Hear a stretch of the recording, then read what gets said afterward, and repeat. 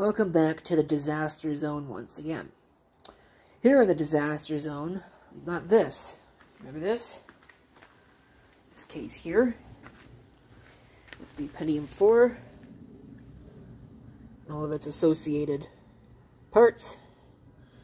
I've got an idea that I'm going to enact with this. A bad idea. An idea for another server. What I'm going to do with this is I've got this board here, which is the MSI B450 with the Athlon 3000G, 16 gigs of RAM. None of it really matters. What I've done is I've added this 256 gig cheapo SSD that I'm going to install the operating system on. I'm going to put it in this case, and I'm going to load this case up with CD-ROM drives. And I'm going to turn this into a CD-ROM server, because I can actually fully populate it with 4 CD-ROM drives. Those existing drives will have to come out because they're IDE, they won't work for this. That floppy drive is going to have to come out because it's not going to work for this either. So, that's what we're going to do. I'll probably put a card reader in there just to keep that covered, because I don't have a cover for it. Yeah, I'll probably just put a card reader in there. I'm not going to end up using the card reader more than likely, but I can certainly add it in. But I'm going to unplug this for right now because I don't trust that power supply. It's a piece of crap, but it's good for testing, so there's one thing. And we can get started with this endeavor. As mentioned, out with the old and with the new. I haven't removed the floppy drive yet. I'll have to do that. But I've removed the 2 optical drives, installed fully new SATA ones, and I've installed the motherboard.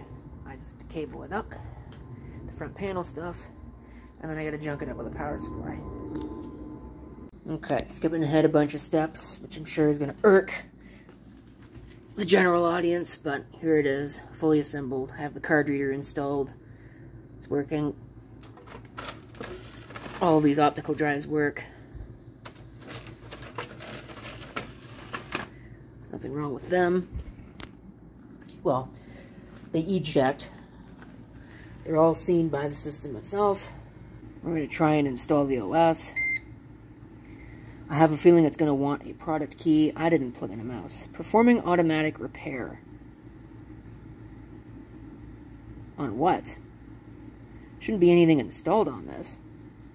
Okay. Here we go. I've cleaned up Windows. Gotten all that taken care of. I do have to reset all of my network shares because it looks like they got turned off when I did all the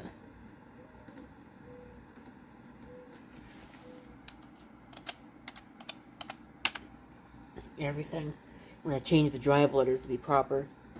These are all burners, but there's not much of a point in making the writing capability available. I may look into it later.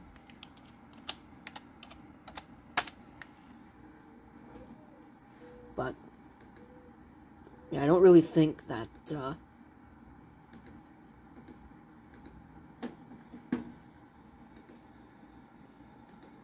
there's a way to make a DVD burner available over the network. That would be cool, but okay, I say that, there probably actually is, but I may take off this dumb Pentium 4 sticker, but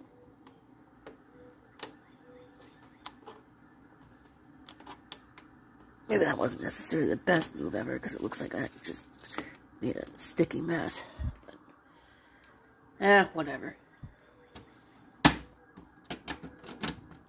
It's not a Pentium 4 anyway, so there you go.